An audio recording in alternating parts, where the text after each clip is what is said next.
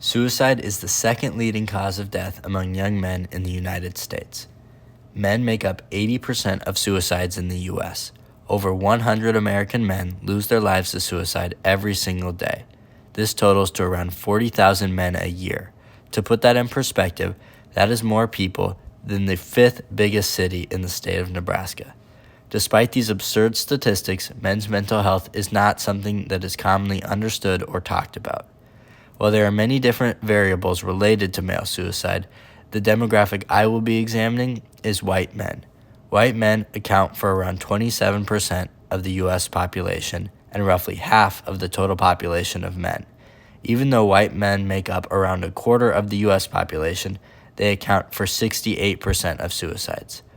While the suicide rates for different demographics are varying, there are some demographics such as Native Americans that have higher suicide rates. White men hold the highest number of suicide deaths each year. So the question is why? Why do white men account for nearly 70% of suicides? A research study found multiple factors commonly associated with white men that had an influence on suicide. It was found that heavy drinking and living alone drastically increased the risk of suicide.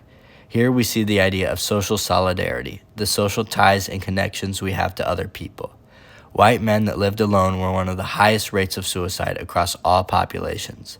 This lack of connection and relationships with other people leads to negative mental health outcomes.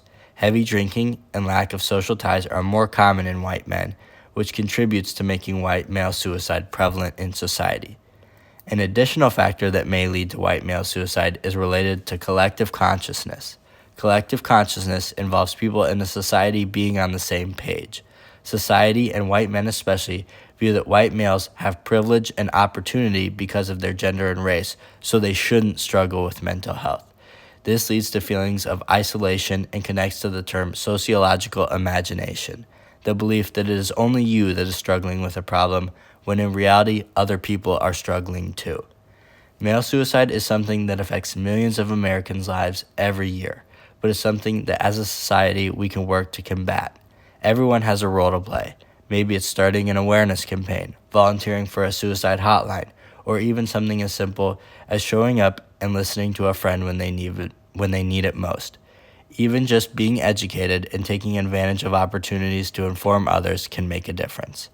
Each number represents a person and a life that matters. There is hope and possibility for change, but it's on all of us to make an impact.